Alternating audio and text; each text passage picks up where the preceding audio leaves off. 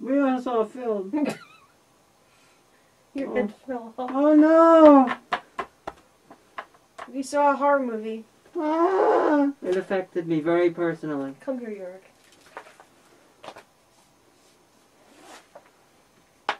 I'm angry about things. Now you look like you're like some kind of... I don't even know what's going on there, so... We, went to the movies. Cinema. We saw cinema. Yeah. You got the world of popcorn. Yes, my usual popcorn. Like, large bucket. so much, you guys. I don't even know. Well, this feels more American. So we saw a found footage horror movie. Yep. Which was getting good reviews, and so she was like, "Well, It was getting. do a vlog about it." I have to say, it was getting better reviews than most found footage horror movies, but found footage horror movies generally get among the worst reviews in horror movies. So, damning with faint praise, maybe. Well, I spent most of the movie with my eyes closed, but it was not because it was scary. And she was like, blah. Well, blah. no, because we were sitting up front. If left to my own druthers, if I'm gonna go see a movie, I'll sit at the top, like in the back, so I have the whole panorama in front of me because I'm a short person. So if we sit close up, I'm like, what? So, like, they're like, come on, this way, not this way. I'm like, I'll keep that in mind next time. Because me and Robin we try to sit down right behind the handicapped seats, and the disabled ones, so that.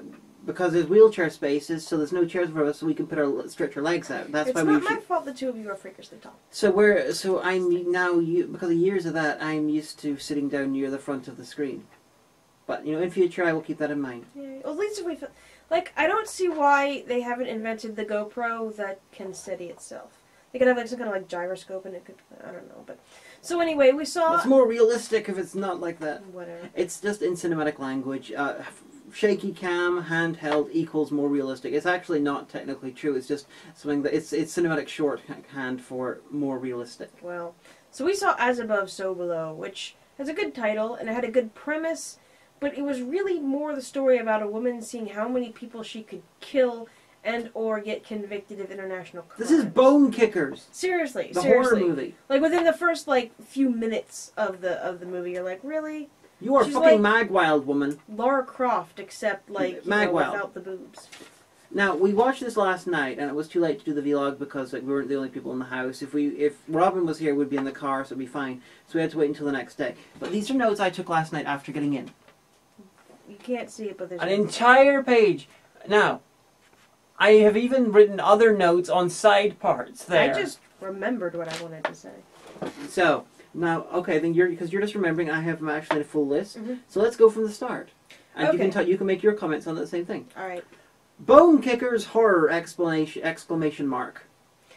Yeah. So basically, we start off with this woman on a bus, and she's sneaking across the Iranian border, and she's like, "Well, they're gonna dynamite the system of caves, but we've got to get down there quickly." Because things and stuff, and it's really important, but... Let's film these guys who are helping you break the law in Iran. I'm not done yet. And so then she's like, but don't worry, she says, the woman with the British accent, if anyone finds us and I get, killed... She's like, I know that the penalty for crossing the Iranian border is being buried up to your neck and sand and having a wall backed over you, which I'm pretty sure that's not. I'm pretty sure you would just be executed, but whatever. Yeah. She's like, I did this of my own volition. I'm pretty sure that's not the actual... I'm not even convinced that crossing the Iranian border would automatically get you a death sentence. Well, it depends if you They'd don't probably have... want to hold you and threaten you with it and hope that your government would do something to get you out. Especially if she's British. Yeah. Yeah, so already I'm like, really? And then she's like, these people like, come quickly into our house where we have hidden behind a dresser this entrance onto these tunnels. And she's like, oh, let me film both of you guys. Because the guy's like, if they catch you, it means that you'll be killed.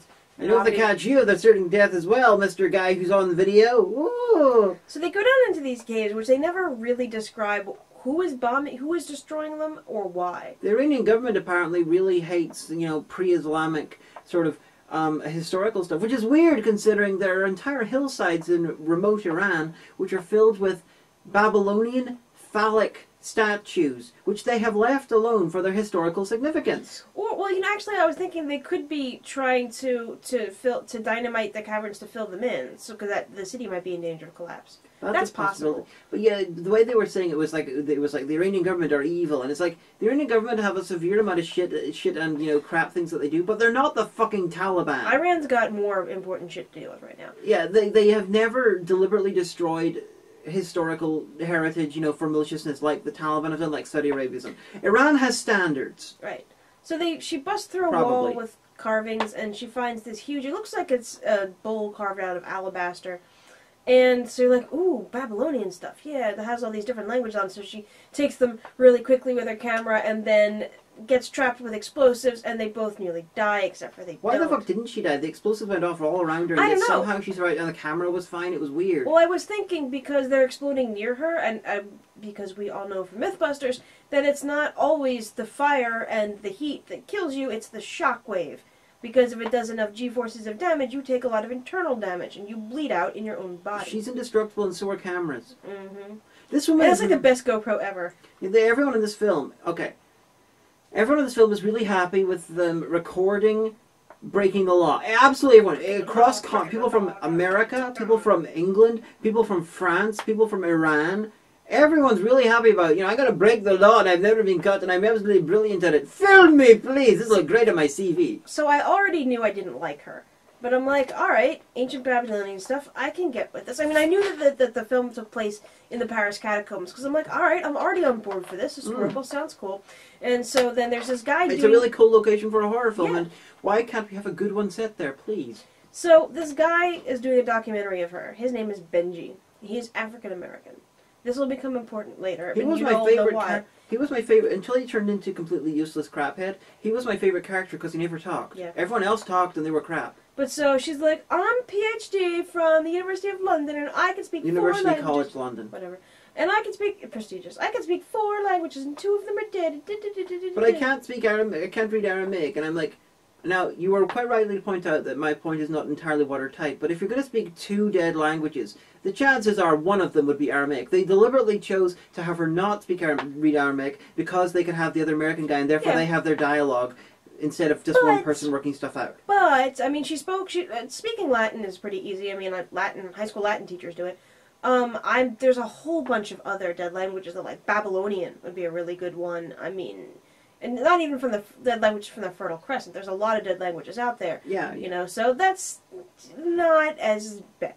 It's not. She speaks Pictish. We don't know. It's not a watertight complaint. She had a degree in the history of alchemy, which I was like, really? And apparently her dad was searching for the Philosopher's Stone and he killed himself. And she's like, I don't want to talk about it. But so then he didn't like what he saw in the mirror. Pretty much. Yeah, but isn't that true of anyone who has a mental illness sufficient enough? No. I was talking about because the Philosopher's Stone was trapped in a mirror in Harry Potter and the Philosopher's Stone. Oh. And so you saw your heart's desire and he didn't like it, that's why he killed himself. The Philosopher's Stone, which is called the Sorcerer's Stone in America. America! But, stop that. But so then she breaks into this church in Paris because that's not shifty and finds this American guy. Who's already broken into the church. Who broke into the church to fix the bell because that happens. The French don't care about such things. Yeah, he's like, this clock hasn't rang in 200 and some years, and I'm like, well, that's not gonna summon the police of any kind. Yeah, she's like, I gotta film myself breaking the law so I can film my friend. She's already broken the law, and he's breaking the law in a completely different way. And she's like, the guy's like, who are you looking for again? And she's like, oh, this guy that I know who breaks into places to fix things. And he's like, I speak Aramaic. Remember that time you got me locked in a Turkish prison and didn't get me out? That kind of sucked. She's like, no, you have to help me. He's like, piss the fuck off, you bitch. And she's like, no, see, because I found this one key. Here's pictures of it. He's like, really? Okay, I'm in. And then, they find Nicholas Flamel, who created the Philosopher's Stone, allegedly, his tombstone, and they convince this woman to let them into the museum after dark, because they couldn't just wait the next day. Because they showed her earlier, showing you that the guy was filming her for the documentary. Like, this is his tombstone. And I'm like, so you couldn't have looked at it? And then she's like, we have to look at the back. Help me. And he's like, what the fuck? Yeah. Fucking no. And she's like, there's poor chemicals on it. Here we go. They're in the museum after they have 10 minutes, and they... Where presumably there are security cameras. They take it off the wall, this really precious sort of, important thing. They put it upside down, and they pour chemicals on it, and then they set fire to it. Well, I mean, there is Aramaic on the back, and this is bone kickers. It is, it really is. They never get in fucking trouble. Only the demons in this who are trying to kill them, they are the ones who are trying to keep order in this universe, because they're realizing you're breaking the fucking law. We'll get to that in a second. So they're like, oh, well, see, now that we know this cryptic poem that was in Aramaic, now we can find where the Philosopher's Stone was. And they're like, oh, well, here's Flamel's, Nicholas Flamel's actual, where he was buried. There's a fountain that used to be a cemetery, but the Paris catacombs don't go over. She's like, oh, well, then, but I can't be wrong. And he's like, but wait, it's several times parts of Paris have collapsed, which is true. They've collapsed into the catacombs. And one of the collapse was there, so there must be a secret room. And she's like, sounds good to me. I think it's like, how can they have this area of Paris collapse into the catacombs and then later on decide there are no catacombs underneath it for them to collapse into? How the fuck can they possibly, the people in Paris possibly work out there's no catacombs there whenever that section of Paris had collapsed into the catacombs? Well, I want to bring Did up they a very... assume the buildings there had crushed the catacombs, Honey, therefore they don't exist anymore? You're forgetting a very important point that Sad Panda already told you, that Paris is a bowl of piss. And he said it several times. Somewhere archived. This in our movie, live stream. the message of this movie is Paris is hell. Literally. So they go on a tour of the catacombs, and she's like, it should be through this wall. And the tour guide's like, are you ever going to catch up with the group? She's like, yeah, we're coming. This mysterious guy is, go to this club, ask for Papillon, he'll get you in. And then he vanishes. We're like, yeah, bet you that was Nicholas Flamel. And that guy is just the first of many things that makes no fucking sense. So much stuff in this is just there, has no explanation, and then just vanishes. Yeah, like, if you have a reason for all the supernatural stuff to happen, I mean, then there you go. I mean, even in, like, you know, the Evil Dead remake, like, you knew that stuff was happening because there was a narrative to it. And this stuff was like, this looks horrible. Yeah, this guy vanishes and says something, and then later on there's like this white woman who she looks like an maybe he's albino goth in that and like all of her black clothing was mysteriously white. And she had like really big eyes. And she was like looking at people and oh, and she every time she turned up she was like looking at people. She had Hagan makeup kind of because she had the red over there. And then she vanishes, and then it's like, oh, apparently she was important. Yeah. According to someone on IMDb, that's the one that killed Benji. Oh, really? Well, so anyway, so then they go to this club, and they're like, we're looking for Papillon. They're like, oh, he's over there. And he's like, hey, what's up? I'm Papillon. My dick is huge. How are you doing? I'm a French guy, and I am really famous for... I liked him, because he's like the head of this urban explorer group. And she's like, I need to get into here, the catacombs. Or he's like, the catacombs don't go there. He's like an idealized Robert Million. No, he's not. He just looked similar to Robert Million. He's the sort of guy that would play Robert Million in like a propaganda piece about Robert's life. Alright, if Robert's father was making a movie about Robert's life and got someone to play an idealized version of him who's actually fun, his lines are funny, you know, he's humorous, he knows how humor works, he's physically fit, he's intelligent, and he speaks French, which Robert doesn't, and he's handsome, so... Yeah, yes, you're right. But so anyway... Yeah, he looked like Robert, but, you know, extremely, extremely, extremely classically handsome. As if Robert was a man and not a boy. So he gets his French crew. That's a bit... Okay. I'm old. I'm like a decade older than him. I'm allowed to call somebody boy if they're a decade younger than me. That's how it works. If you have a problem, write the show. But yeah, so then he gets his whole French crew together, and this girl named Susie, and then... Someone made a Susie and the Banshees. I'm like, get it, and she's like, I'm not American, I don't get it. And I was like, whatever. Well, I knew Susie and the Banshees. I just didn't understand I didn't catch the exact words of the comment. Okay, and then there's this other guy, Zed, not our Zed from Canada, but like, Zed from I'm France. French. I'm French. So they're like, oh, we're gonna go in this way, and the guy George, the Aramaic scholar, is like, I don't want to go in the cave. She's like, it's gonna be fine. You're going in the cave. He's like, no, I don't want to. I really don't want to go. He's like, no, you'll be fine. She like steamrolls him into going. And they're tackled by security who's like, what the fuck are you trying to do? And they get away. It might have been security, just they were like, okay, we're going to go into the hole. And the guy's like, I don't want to go into the hole. And then a second later, someone leaps out of the darkness and attacks someone. And then the camera's like, oh, no, because what I saw on the camera was someone in a black jacket with the French word security on the back and white. It's like, blah, and then suddenly everyone's in the pit. Right. And there's someone throwing smoke grenades. Right, which won't draw more security at all. And won't then backdraft down, but whatever. So yeah, so they go into the catacombs, and he's like, we have to go this way, like through these bones. And everyone's like, we don't want to go through human remains. He's like, well, that's the only way. They're like, no, we have to go this way. And he's like, no, it's the cursed tunnel. We can't go that way. And they have a bunch of supernatural stuff happen before they even get into the fucking tunnels. Yeah, there's like a choose your own adventure kind of like, or there was like literally like a chorus, and they're all like having candle stuff and like, whoa, whoa, whoa, whoa. And like. Yeah. And, like, people are like, what's that? And Papillon goes, oh, some people who come down here are really crazy. And they had their own orchestra, too, as we'd find out later. And Papillon, who is, really good at not being caught, is so happy to have his illegal activities of various types on camera again! Well, no, because some urban explorer groups do film their own exploits, and some blur out their faces, and some don't care. I mean, that's kind of believable. So... And then they come across... they refuse to go into this part because this is an evil part of the thing, and our friend went in there 2 years ago and he vanished and died, and so they go around this way and they go through the bones. Yeah, they climb through these bones. Because Benji's like, I'm not going through human remains, which is really like a pretty logical thing to say at that point. Yeah, so they climb through these human bones, and then they go to the other side of it. There's a collapse behind them, so they can't go back. Benji's getting crushed. He starts to freak the fuck out, which again, I'm with him on that. And so they end up in this little part, but they are in the part where they just came from. But and so the only way they can go forward is the cursed way. Yeah, the cursed way, and where in that they find their friend who vanished 2 years ago, and there is no explanation of A, how he survived, or B, why he's like looking pretty healthy-ish. He's just gone a bit mad. And see, this was the part where, because of the shaky cam, I was like, I need to either do something or leave the film and throw up. So I decided to check my privilege, and I decided to critically examine the rest of the movie, just listening to the soundtrack, as if I were visually impaired, because I'm not an ableist, I'm just saying. Also, I didn't end up throwing up, which was good. Always good. So they're going down the stool, and they're like, okay, we have to go down. They found the Philosopher's Stone. Like, literally, I want to say, before we go any further, that you could have the best drinking game with this movie. With the trigger line, take a shot every time someone says, we have to keep going, it's the way out, I'm sure, or we have to go deeper. You would be blind. They find it, and the woman's like, oh, this is the Philosopher's Stone. Everyone else tries to steal the gold, and I leaned over and said, you don't touch that gold, that's Willie's. Like, from the Goonies. And, oh, yeah, like they find a dead body who is dressed like a Templar. Yeah, they find random fucking Templar who's not decomposed. Is that Nicholas Flamel, or is he an incorruptible?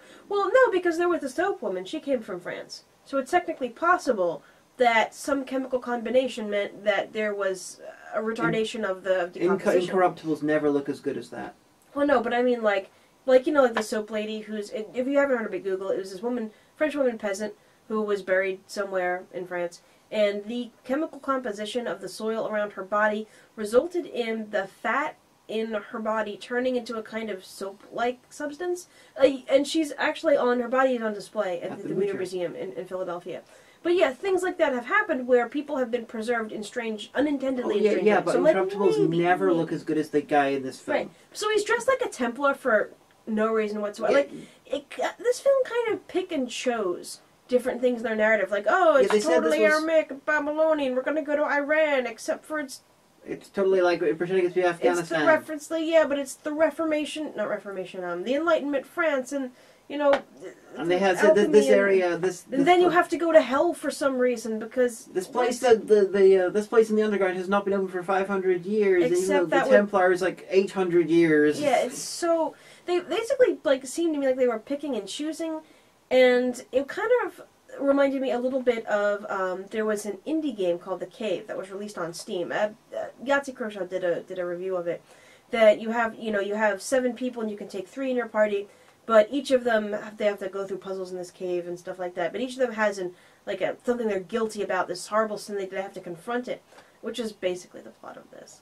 Yeah, and some people would work out what was going on. Like, one guy, Papillon was burned. We saw a burn in his arm, and then later on, they come across this burning car, and his brother's badly CGI'd into it, and he's like, "Oh no, it was not my fault. I didn't leave you." And then he gets sucked towards the fire, and then the car vanishes, and he vanishes, and then his legs are left sticking out of the rock, which is hilarious looking. And then this other guy's like, "Oh no, my brother drowned, and it was my fault." And he finds a piano just randomly in the fucking underground. Yeah, because that happens. Oh, piano with the dead key that was exactly their dead key, and it says change the battery pack. Oh, keep going. Oh, so are you gonna just skip this out? Probably not. Oh. Ta-da! Oh, okay. So then the American guy finds his brother who was drowned, and they have a piano, and he says sorry to him. So each of them has a thing that they're guilty about. But they're really, really unclear about some of them. Like with Benji, who's just attacked by a pregnant zombie, right? He was attacked by a pregnant white woman zombie, who might well be the woman from the very start, who was the albino goth. But it's the big black guy is afraid of pregnant white woman. Is unfortunate implications there. And I guess with Susie thing, because wasn't she attacked by the guy that they find? Yeah, the mole. So she's terrified of him for some reason. Well, no, because he said, "Why didn't you come back for me, Susie? Why?" He didn't say it to them. He said to the others. He didn't say to the others. He said to her, "Why didn't you come looking for me?" So maybe they had a thing going on, and she was like, "Oh no." But so he killed her, and somebody got crushed, and pretty much like anytime even a pebble dropped, it was an excuse for the Dolby surround sound to go boom, boom, and shake the whole entire theater. I'm just like the. Were there like random ghosts that one gets punched in the face or? Oh yeah, the woman is constant. There's these parts where she works out the stone I've got, even though it has magical powers that are okay with the Philosopher's Stone, it can save people and all. This is not the right Philosopher's Stone. She runs back through the entire maze of crap, like that just took them like a half hour to get through. Yeah, so she runs through, got the camera like that. She does it in a couple of minutes, but she like runs past like the evil monk just sitting there, and then like these faces on the walls that are attacking her, and then she punches a ghost. And then she climbs up this whole fucking like several 100-meter thing, puts the thing back, and discovers that the Philosopher's Stone is actually inside her. So she runs back the whole way again, punches more ghosts. It's fucking hilarious. And then she like kisses the guy back to life. Power of love compels you. Yeah, pretty much. It was like when we realized what happened, I said, "Wow, it's just like the end of Frozen." And she's like, "What?" And I'm like, "It's true. Love can thaw a frozen heart." But I mean, it had a good potential, but it just mixed everything up. The time scale makes no fucking sense. Why were they being persecuted for? Zed's unconfessed sin was that he fathered a child, but he denied that it was him. He said it wasn't the father. And her unconfessed sin was that her father apparently had called her the night that he killed himself, and she didn't answer. So she was like, "Why? I should have answered if I didn't do anything about children though with Zed." So it's like maybe they hadn't got to him yet. Maybe because he was the last one in the alphabet. But yeah, so.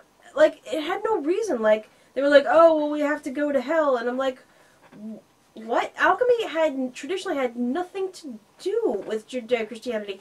Alchemy was the beginning of the philosophical basis for what would become the scientific method. They said that the late sorcerers were the first scientists. People like Isaac Newton, who thought that there was something in alchemy, But I'm like, you had a really good basis here, but everything.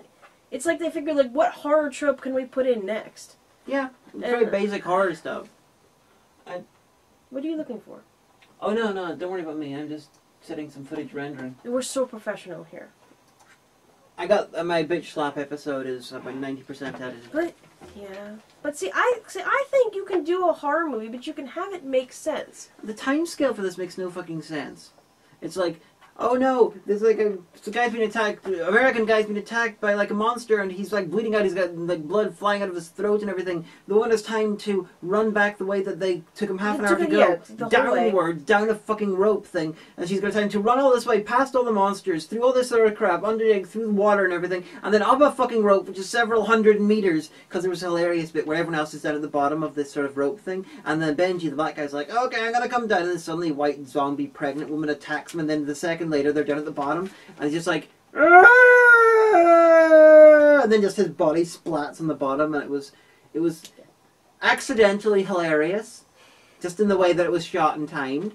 She does all that, and then she puts the thing back and discovers that she is the Philosopher's Stone, and then she gets back like, how did she become the alive. Philosopher? It's just so stupid, and I don't know, like the whole thing with her father, I'm like, so was it supernatural at all? How many people did you get killed?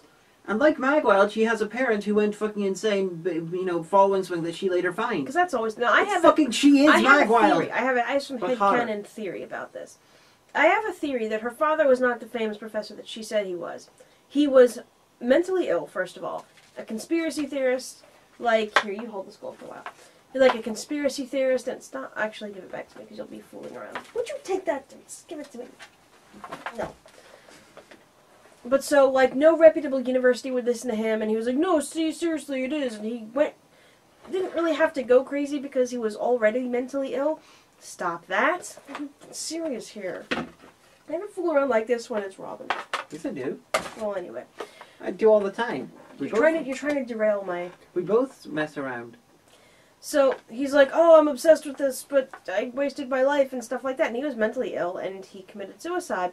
And so she was like, "Well, no, see," and she felt so much guilt. She's like, "I will become a scientist like him, and I will take up the cause," except the thing, she said she had a PhD in the history of alchemy, and so I figured that she went to all these universities, and then they're like, "You can't write your thesis on that. Is there any, do you have any anything to back this up with? And she was like, no. And like, well, fine. So she lies and says that, you know, she's this big shot academic. And the reason I know that she was lying is because, okay, in the beginning in Iran, I can see how you probably can't deal with the Iranian government.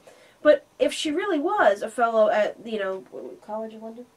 University College of London, she could have gone to her academic counterparts in Paris and said, this is my thesis, this is what I would like to explore, we do have some funding from my college, can I go down to the parts of the catacombs that are off limits? And they would have said, hold on, we'll get a permit for you. They, you know, shored up with the Paris state, not city legislature, whoever's in charge of this in Paris, the civil authority that deals with the catacombs, say, okay, here's your permit, you know, you'll have this area to be in, you'll have these people with you to make sure you don't collapse the city. That's all it would have taken, you know? You wouldn't have to go sneaking and skulking around, but the fact that she lied to a documentarian, got him killed, yeah.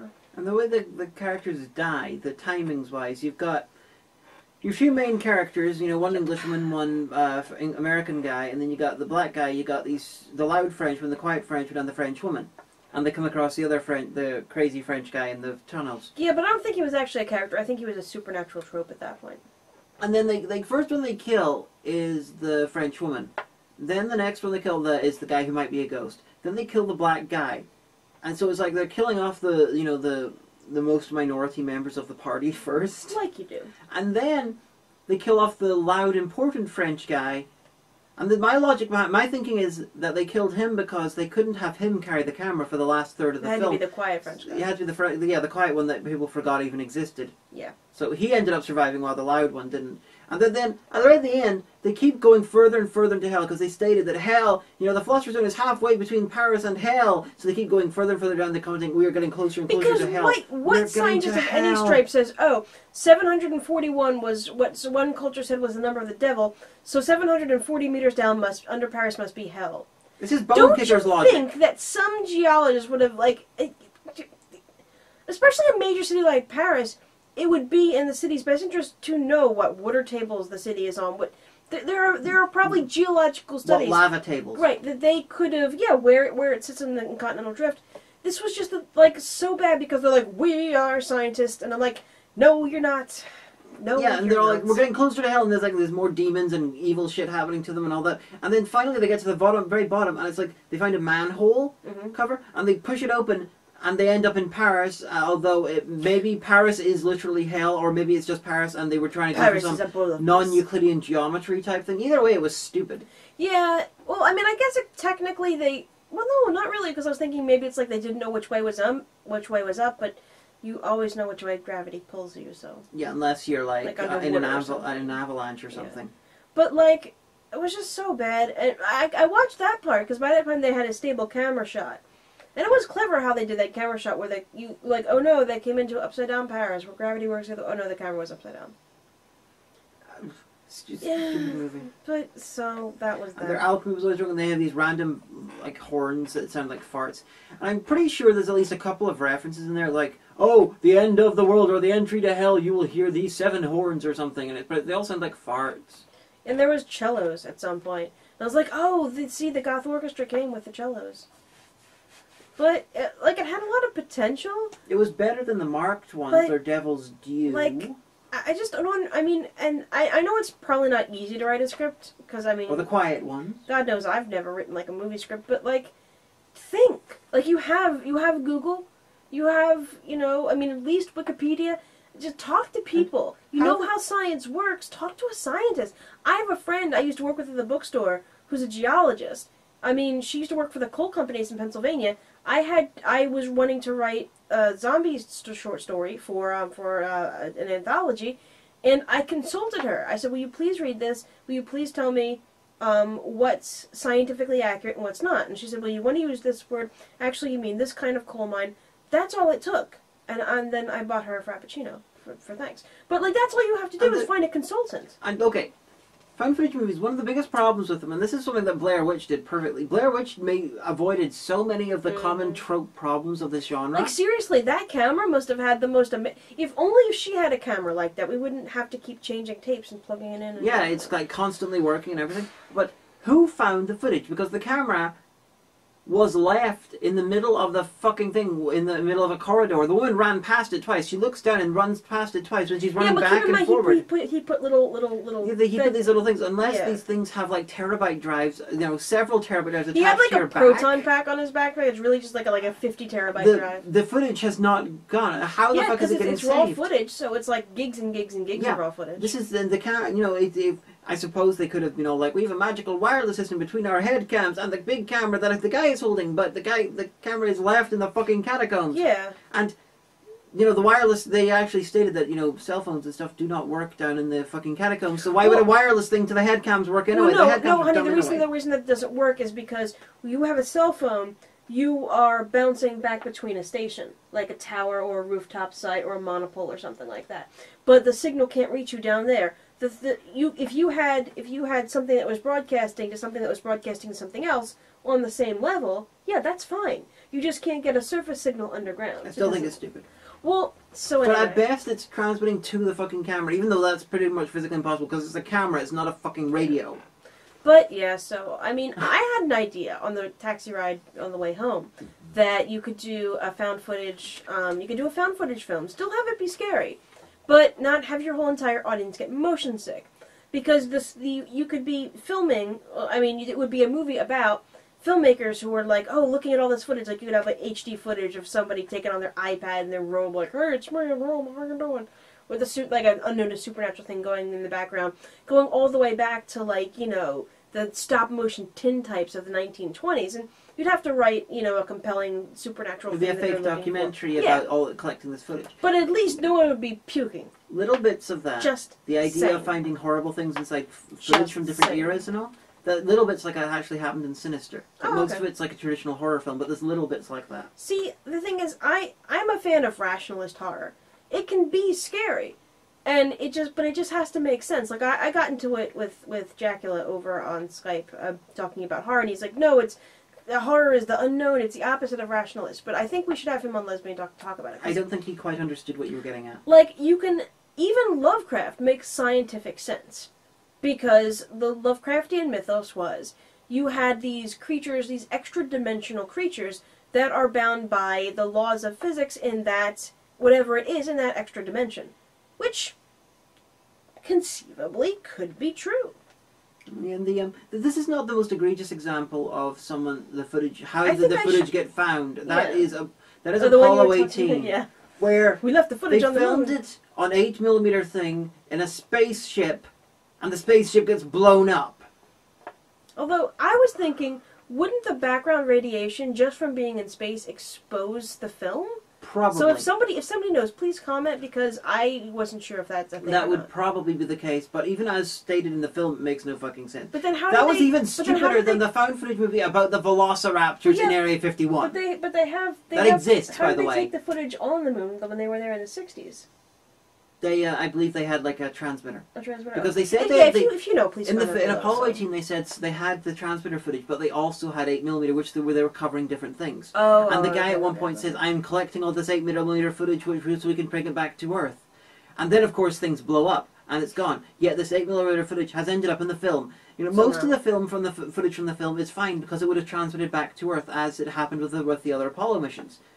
However, they state we have the 8mm as well, and they used it as well. It's like, you shot yourselves in the fucking foot. Yeah, I just think that you can have horror, and it can be supernatural, but it can also make scientific sense. Like this short story I wrote, and if you like it, I sold it to Pseudopod. So if you Google "The Sons of Carbon County" and you want to read it, you can. If you want to do okay, it just has to make like even zombies. The rules of the contest were.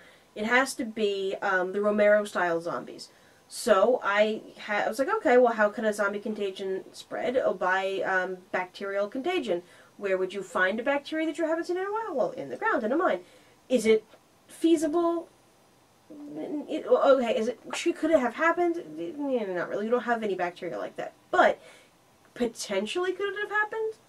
It's feasible. It's possible. But for found footage science. Movies, the first things you need to work out are A, why are they recording everything? You need to have some sort of a setup for why they got lots and lots of tapes. It was and good stuff. that like he was, you know, a documentarian. That's. I keep saying that word. Is that word exists? I think yes, it does. Well, there you go. So they got the first part of that. Unfortunately, they never explained why they got like tapes and tapes and tapes and tapes. So they're filming absolutely everything. Yeah. He's just supposed to be filming little pieces. He has like a GoPro. Like he doesn't have a whole camera crew with him. It's just this guy. Yeah, it's like Blair Witch. I mean, it was a good framing device, but after a while, it kind of breaks down because if he ever releases this documentary, assuming that he had lived, which he didn't, they're all in some real trouble. Yeah. They broke a whole bunch of laws. Yes. But Blair Witch is amazing because it was the first really famous one. There were other ones before it, but it was the big famous one. But it avoided all these really common pitfalls that everyone else leaps into. It's like, A, why are they filming everything? B, why are they constantly filming everything? C, how did they find the footage? These guys, Blair Witch, avoided all these things deftly. You know, Apollo 18, at the start I felt it was very sensible because it was a situation where you would be filming everything because they're in space. And it was the 70s, early 70s. But then they're like, oh, 8mm footage as well because we're fucking monsters. And then we fucking have moonrock spiders.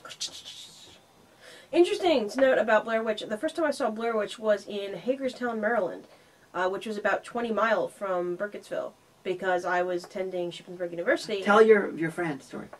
So, my roommate was a townie. She grew up in Hagerstown. She lived in Shippensburg for a while. So she said, let's not go to Chambersburg. Let's drive down to Hagerstown in Maryland to go to that theater. We're like, all right, sure. So it was me and her and my one friend. And her roommate didn't come because she wasn't feeling well. So we go down and we see, it's like, midnight when the show lets out into, the parking lot. And down there, like Hagerstown, Shippensburg, the area around the Maryland-Pennsylvania border, is farms. We had to drive like an hour through cornfields and scary woods and stuff like that on like back cow roads, for Christ's sake. So we come out into the parking lot, and my friend says to me, "Wow, oh my gosh, that was so scary. I'm so glad that was like far away from here." And my roommate, the townie, goes, "Nah, that's like 20 miles down the road that way."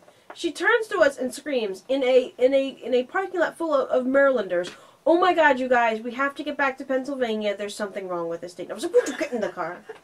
But we stopped for ice cream. It wasn't actually filmed in Burkittsville, though. It was filmed somewhere else. Yeah, I know, but Brady and all of the myth is just invented by the filmmakers. The people of Burkittsville in real life got pissed off. Yeah, because people come and steal our signs. Yeah. The only other... Ask them about the Blair Witch and the cover-up. It's like, literally none of this is true, you morons. The other funny thing was, so like everyone that weekend on campus eventually went either to Chambersburg or down to Hagerstown to see this. So I had been roommates with this one girl, and then she really, really wanted a room of her own, and then my friend Jen's roommate dropped out and left. So I went to RA and said, "Can I live with her?" And they're like, "Yeah, sure, fine." So Tiara, who was my roommate, like one of her friends was like punking her, and they put like the pile of stones outside of her dorm room. That's what I have to say about that. So yeah. So the bottom line is go see it, but bring some Dramamine, I guess. I mean, sit in the back. I don't know. Don't go to see it. It's not very good. Mm. It's better than the average found footage movie. But then again, the found footage movies, you got Blair Witch is good. You got The Last Broadcast, which is good until the very end. You got, depending on one of the cannibal movies from the 70s, I forget the name, from the 70s, that might count as a found footage, maybe. That's okay. There was just no reason for any of this. Like, why were there demons? Why was hell involved? How was this? I mean... Found footage movies are usually bad. This is slightly better than usual, but still bad. Yes, but you said it got good reviews, and I believed you. It did get good reviews, and it's much better than the ones I've been seeing for the last couple of years. It's still not good. Well, is it out in America yet, or is it just here? Yeah, I believe so. Okay, well, so, yeah, that's what we It's better than Devil's Due. It's better than Paranormal Activity 5. But we did see Guardians of the Galaxy before that, and I thought it was good. I was entertained. Yeah, Omega had never seen it, so I decided to drag her. Yeah. We saw Lloyd Kaufman. And I was like, that's Stan Lee. Are you impressed that I finally can recognize Stan Lee by sight? And you love Drax. Yeah, he's cool. Rooms and stuff. My makeup took forever. Nothing goes over my head. I would catch it. My reflexes are too fast. Yeah, I understand the hype about that, and I do. I am glad they're making a second movie. But in short, as above, just don't go. That was really good, wasn't it?